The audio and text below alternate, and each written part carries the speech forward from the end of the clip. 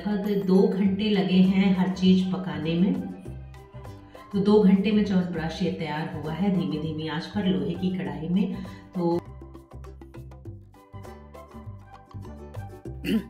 Hello and नमस्ते friends, स्वागत है आपका मेरे चैनल में। और आज मैं आपके साथ शेयर करने जा रही हूँ आपके लिए बहुत ही यूज़फुल एक वीडियो। अम्मा बाबू बहुत दिनों से गांव में थे और अब लौटे हैं, कुछ दिन हुए। और जब लौट के वो आए तो साथ में लाए हैं पेड़ के ताज़े ताज़े आंवले। तो आंवला तो पहले भी एक बार आ चुका था जब मैंने आपके साथ लड्डू की रेसिपी शेयर की थी, आंवले के लड्डू की।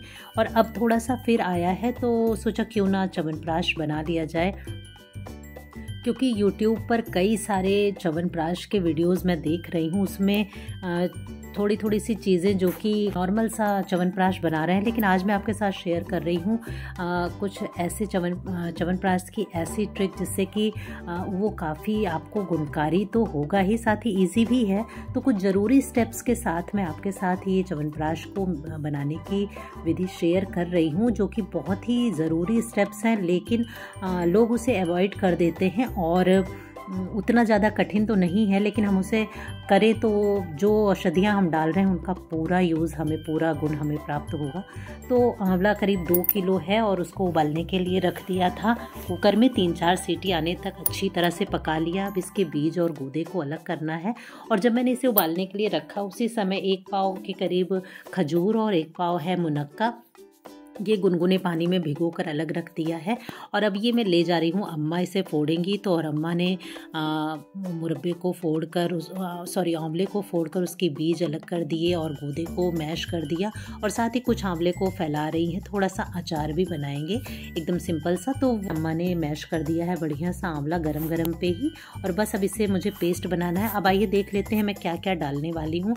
तो वैसे तो च्यवनप्राश की अगर औषधियों की बात करें तो 40 के भी ऊपर औषधियाँ हैं, लेकिन जो मैंने आसानी से जो मिल गई वो ली हैं। उसमें सोंठ है, जीरा, अजवाइन, सौंफ, पीपर है, हर चीज़ 20-20 ग्राम के करीब है। शतावर है, लौंग है, छोटी हरन और बड़ी हरन है। और सोंठ तो मैं आपसे बोल ही चुकी हूँ। तो एक थाली में तो ये इतना रखा है। अगली थाली में रखा है तेजपत्ता है, दालचीनी, मुलेठी, जायफल, बड़ी इलायची, छोटी इलायची और ये है नाग केसर। तो इस तरह की कई सारी औषधियाँ जो मुझे याद थी वो तो मैंने लिस्ट बनाई ही थी, और साथ ही में कुछ सर्च भी करके कुछ औषधियाँ और लिख दी थी, जड़ी बूटियाँ, कि अगर मिल जाए तो बढ़िया ही है। लेकिन जो भी चीज़ मुझे मिल पाई, मेरे किराना स्टोर ने जो मुझे अवेलेबल किया वो उसी से मैं बना रही हूँ। तो ये सब चीज़ें मुझे मिल पाई हैं। और औषधियों की बात करें तो करीब 40 से ज़्यादा औषधियाँ, जड़ी बूटियाँ इसमें पड़ती हैं। तो नाम मैं सारे आपके डिस्क्रिप्शन बॉक्स में दे दूँगी, आप देख सकते हैं। अगर आपको मिल जाए तो आप ज़रूर डाल लें। वैसे ये सब आयुर्वेदिक जो जड़ी बूटियाँ होती हैं वो शॉप होती है अलग से, उनकी वहाँ पर मिल जाती है। तो कुछ जड़ी बूटियाँ तो मैं कूट कर भिगो रही हूँ पानी में। तो इसमें से मैंने केवल लौंग, छोटी इलायची, पीपर और सोंठ को अलग निकाल लिया है। बाकी जो भी चीज़ मैंने दिखाई है वो सब एक बार कूट कर मैं इस पानी में भिगो दे रही हूँ। करीब 1.5 लीटर के करीब पानी है, उसमें 250 ग्राम करीब ये सारा मसाला होगा मिलाकर। तो वो 2 लीटर के करीब पानी में मैंने भिगो दिया है। और भी थोड़ा सा पानी और ऐड करूँगी बाद में। और जो मैंने खजूर और मुनक्का भिगोया था वो भी अच्छी तरह फूल गया है, उसके बीज मैंने निकाल लिए हैं, अभी थोड़े बहुत और निकालने हैं। तो वो निकाल कर तैयार कर लेना है। और साथ ही जो सोंठ, छोटी इलायची और लौंग और पीपर है उसे मैं अलग से पीसने वाली हूँ, अलग से पाउडर बनाने वाली हूँ। तो चलिए शुरू करते हैं। तो ये सब मैंने सुबह ही भिगो के रख दिया था। अब है शाम को जब मैं इसे च्यवनप्राश तैयार करने जा रही हूँ। तो हर चीज़, आंवले को भी ऐसे ही रख दिया था पीस कर, और बाकी चीज़ें जो भिगोई थी वो शाम को मैंने देखे पानी को भगोने में डाल दिया है, अब पूरा जड़ी बूटी सहित। और थोड़ा सा पानी और डाला गया, ये 2 लीटर के लगभग मैंने पानी इसमें भर दिया है। और इसे धीमी आंच पर पकाना है। और ये जब ये पानी आधा रह जाए तब तक इसे पकाना है। अब आप सोचेंगे कि ये सब मैं कहाँ से मैंने सीखा या कहाँ से जाना, कि ये सब तो वीडियो में कहीं आपको दिखेगा भी नहीं, यूट्यूब में कहीं पर भी। तो ये मैंने जब मैं ग्रेजुएशन कर रही थी उस समय मैंने एक फूड प्रिजर्वेशन का कोर्स किया था। उसमें उन्होंने आयुर्वेदिक तरीके से च्यवनप्राश बनाने की विधि बताई थी। बहुत ही कायदे से उन्होंने बताना सिखाया था और पूरी लिस्ट भी थी जड़ी बूटी बूटियों की, लेकिन उतना तो मुझे याद नहीं रह गया है। लेकिन वो कहते हैं ना कि करोगे बात तो हर बात याद आएगी। तो धीरे धीरे जो जो चीज़ें याद आती गई, मुझे एक एक चीज़ एकदम रिकॉल होती गई और मैं वैसे ही च्यवनप्राश मैंने बनाना शुरू कर दिया। तो इस विधि को, जड़ी बूटियों को पकाकर उसका पानी यूज़ करने की विधि को क्वाथ कहते हैं। ये क्वाथ तैयार हो रहा है, या आप सोचें कि जड़ी बूटियों का अर्क है ये, तो वो तैयार हो रहा है। तो इसी के साथ मैंने जो इलायची और लौंग वगैरह, सोंठ वगैरह जो पीसी पाउडर बनाया उसको भी छान कर अलग रख लिया है, और जो उससे भी जो थोड़ा बहुत रेशा वगैरह निकला ना, वो भी इसी पानी में डाल दिया है पकने के लिए। तो धीमी आंच पर ये पकता रहेगा ऐसे ही। और इसी के साथ मैंने खजूर और मुनक्के को भी पेस्ट बना लिया है और अच्छी तरह से छान लिया है, जिससे कि इसके छिलका और बीज कहीं च्यवनप्राश में ना जा पाए। तो इस वाले पेस्ट को भी मैं एक बार और पीस के फिर से छान लूँगी। तो ये तो हो गई हमारी च्यवनप्राश बनाने की तैयारी। देखिए, इसको बीच बीच में चलाते भी रहेंगे और आंच बिल्कुल तेज़ नहीं करनी है। करीब 1.5 से 2 घंटे ये पका है। और इन जड़ी बूटियों को भिगोने का तो अगर आप सच पूछे तो रात में भिगो दें। अगर आपको अगले दिन बनाना है 10-12 घंटे के लिए भिगो सकते हैं, लेकिन 6 से 8 घंटे भी अगर आप भिगो दें तो भी बहुत फ़ायदेमंद होता है ये। अब चढ़ा दी है लोहे की कढ़ाई। एक तरफ हमारा क्वाथ तैयार हो रहा है और दूसरी तरफ लोहे की कढ़ाई में मैंने आंवले का जो उबाला हुआ आंवला था उसका पेस्ट बनाकर भूनना शुरू कर दिया है।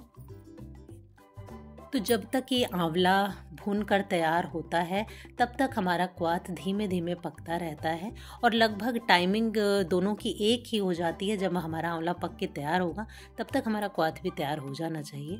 तो देखिए, लोहे की कढ़ाई और ये बहुत ज़्यादा यूज़ नहीं होती है, इस वजह से थोड़ा कालापन आ रहा है आंवले में। आप चाहें तो इसमें ड्राई फ्रूट्स भी ऐड कर सकते हैं। काजू बादाम पिस्ता भिगो लें और पेस्ट करके इसमें डाल सकते हैं। तो मेरे यहाँ डेली यूज़ में ऐसे ही खाते हैं सब, इसलिए मैंने नहीं डाला है। तो आंवला हमारा एक बार अच्छी तरह से भुन चुका है, तो जिसमें उसमें जो भी थोड़ा पानी वगैरह था वो भी अच्छे से भुन चुका है। अब मैं इसमें ऐड कर रही हूँ देसी घी। तो देसी घी अगर आपके पास गाय का शुद्ध देसी घी हो तो वो ऐड करें। मेरे पास जो घर में था मैंने यूज़ किया है। तो घी थोड़ा कम ही था, इस वजह से 1 पाव के करीब ही डाला है मैंने। इसी वजह से मैंने शुरू में कढ़ाई में घी को नहीं डाला।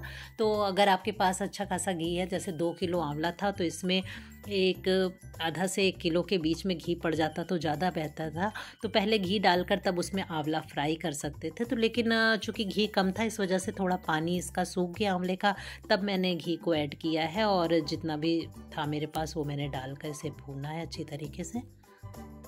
कोई भी जड़ी बूटी आपके पास नहीं है, कोई भी ज़रूरी चीज़ अगर ना है तो कम ज़्यादा करके आप काम चला सकते हैं, जैसा कि मैं चला रही हूँ। तो स्टेप्स मैंने सारे फॉलो किए हैं। हाँ, जड़ी बूटियाँ कुछ नहीं मिल पाई,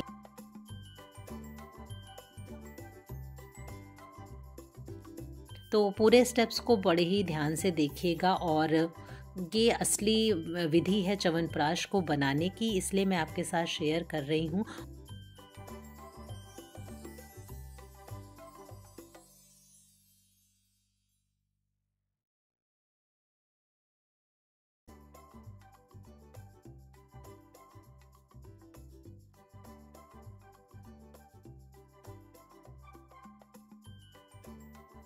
तो घी को भी अच्छी तरह से डालते हुए इसमें चला लेंगे, अच्छी तरह से पका लेंगे।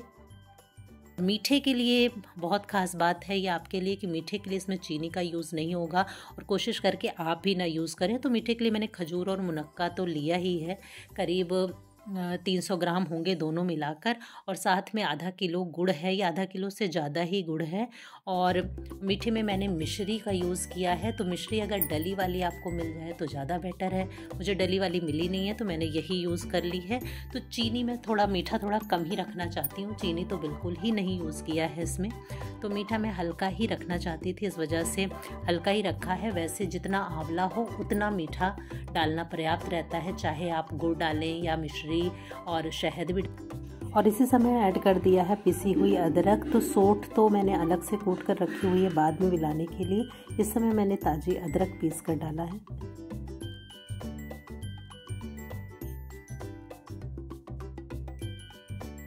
सारी चीज़ें मिलाकर देखें तो उतना हल्का मीठा बन जाना है च्यवनप्राश। अगर आप ज़्यादा लेना चाहते हैं तो गुड़ को ही पूरी मात्रा पर्याप्त उसकी ले लें, बाकी आप शहद और मिश्री अलग से ऐड कर सकते हैं तो थोड़ा अच्छा मीठा बन जाएगा। वैसे बच्चों को खाने में थोड़ा सा मीठा रहे च्यवनप्राश तो ज़्यादा पसंद करते हैं, क्योंकि आंवले का थोड़ा सा खट्टापन और सारी जड़ी बूटियों की एक करछाहट टाइप आती है, तो वो बच्चे उतना आसानी से खा नहीं पाते हैं। थोड़ा मीठा रहता है तो टेस्टी बन जाता है च्यवनप्राश। बस यही इतनी बात है, और अगर आप अवॉइड करना चाहें तो मीठा कम से कम रख सकते हैं। तो मैंने भी यही सोचकर थोड़ा कम ही मीठा बनाया च्यवनप्राश। तो बस ये जैसे जैसे घुलेगा इसका कलर और भी काला सा होता जाएगा, और अम्मा भी आके देख रही हैं कैसे क्या बन रहा है। और ये हमारा क्वाथ देखिए आधा पक चुका है, पानी देखिए जहाँ पर था वहाँ का निशान आपको दिख सकता है, और इस तरह से गाढ़ा होता चला जा रहा है और धीमी ही आंच पर पक रहा है ये। तो इसमें सारी जड़ी बूटियों का अर्क आ जाता है। तो उतनी जड़ी बूटियाँ तो मुझे मिल नहीं पाई, केवल नाग केसर ही मुझे मिला जो मैंने उसमें लिखा था। बाकी चीज़ें तो घरेलू यूज़ में ही हम लाते रहते हैं, दालचीनी है और मुलेठी है। और जब से ये कोविड आके गया है तब से कितनी जड़ी बूटियाँ तो हम लोग को ऐसे ही याद हो चुकी हैं कि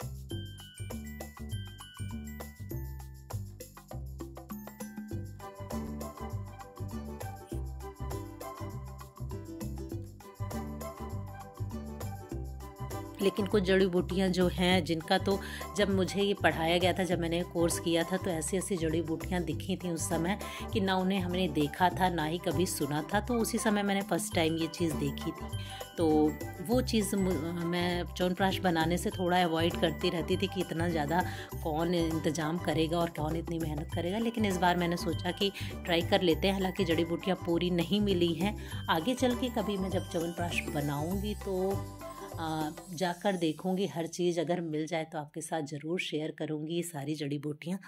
तो देखिए छान लिया है क्वाथ मैंने, और सारी उन जड़ी बूटियों का जो लकड़ी जैसा निकल गया है वो निकाल ही दिया, वो किसी काम का नहीं है। 1-1.5 घंटे पकने के बाद उसका सारा अर्क इसमें आ चुका है। तो करीब ये वाला चम्मच जिससे मैं डाल रही हूँ उससे 7 चम्मच पानी निकला है इसका। तो एक एक चम्मच करके डाला है और चलाते हुए सुखा दिया है। और इधर च्यवनप्राश हमारा पक रहा है, तब से एक चीज़ और मैं ऐड कर रही हूँ, ये है तुलसी की पत्ती और करी पत्ता। तो तुलसी की पत्ती करीब 1 मुट्ठी के बराबर है और करी पत्ता आधी मुट्ठी है। तो ताज़ी पत्तियाँ तोड़कर मैं लाई हूँ और इसे भी पीस लेंगे। अच्छा सा पीस लिया है और इसे भी च्यवनप्राश में ऐड कर देंगे। तो वीडियो अंत तक देखिएगा, क्योंकि इसमें बीच बीच में मैं ऐसे कुछ चीज़ें ऐड करने वाली हूँ जो कि मैंने शुरू में आपको दिखाई नहीं है, जड़ी बूटियाँ ही केवल दिखाई हैं। और जो चीज़ें मैं ऐड करने वाली हूँ आपको जैसे जैसे च्यवनप्राश बनेगा दिखता जाएगा।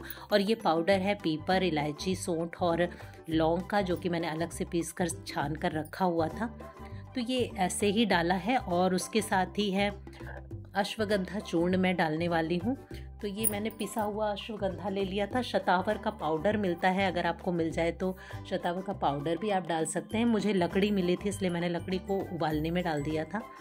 तो शतावर का पाउडर भी 20 ग्राम के करीब डाल दिया है।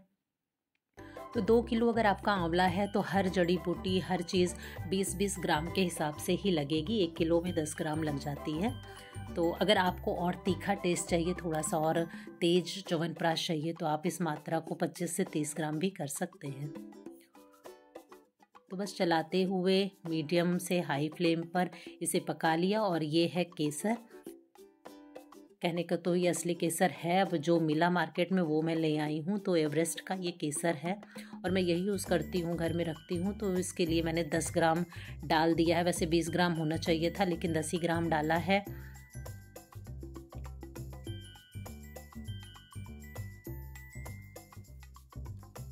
अच्छी तरह से चला के इसे पकने के लिए छोड़ दिया है। आँच इसमें अब मैंने लो कर दी है, क्योंकि नीचे लगने लगा है कढ़ाई में ये।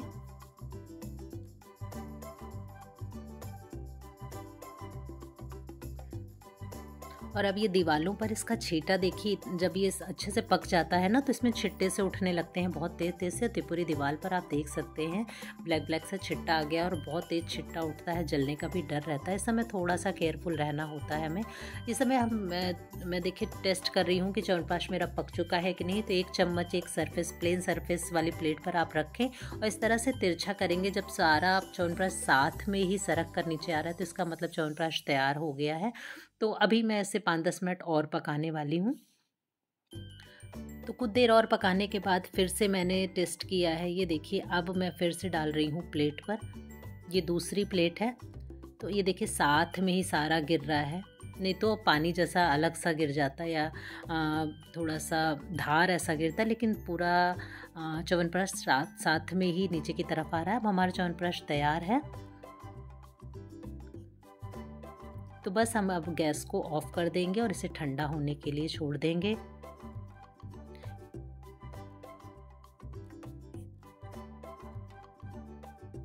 अभी मैंने इसमें शहद ऐड नहीं किया है। शहद हमें तब ऐड करना है जब इसकी ये जो भाप निकल रही है ये बंद हो जाए, च्यवनप्राश थोड़ा नॉर्मल हो जाए, ठंडा टाइप का हो जाए, तब मैं इसमें शहद डालूँगी।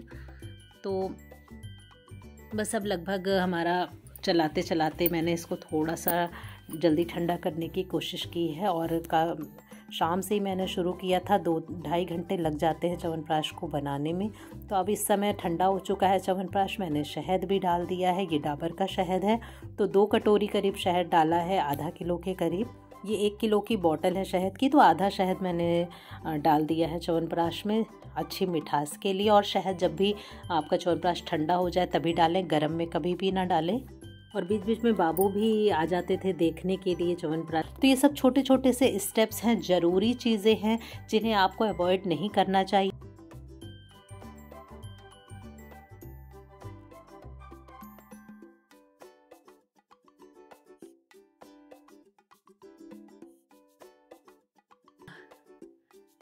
जब मैंने कई तरह के वीडियो देखे च्यवनप्राश के, और फिर सोचा कि क्यों ना जो असली तरीका है, जो इसका आयुर्वेदिक तरीका है, कम से कम जो भी जड़ी बूटियां मुझे मिल जाती हैं उन्हीं के साथ मैं इसको पकाऊं, तो बनाऊं, तो आपको इसका असली तरीका बता दूं। और लास्ट में एकदम बॉटल में भरने से पहले हम इसमें ऐड करेंगे थोड़ा सा सोडियम बेंजोएट। वैसे ये ऑप्शनल है क्योंकि इतना ज़्यादा भुना हुआ है च्यवनप्राश और काफ़ी ढंग से तैयार हुआ है, तो ऐसी कोई दिक्कत होनी नहीं चाहिए। लेकिन फिर भी एक प्रिकॉशन के तौर पर हम इसमें ये प्रिजर्वेटिव ऐड कर सकते हैं। तो 2 ग्राम के करीब मैं ये डाल रही हूँ।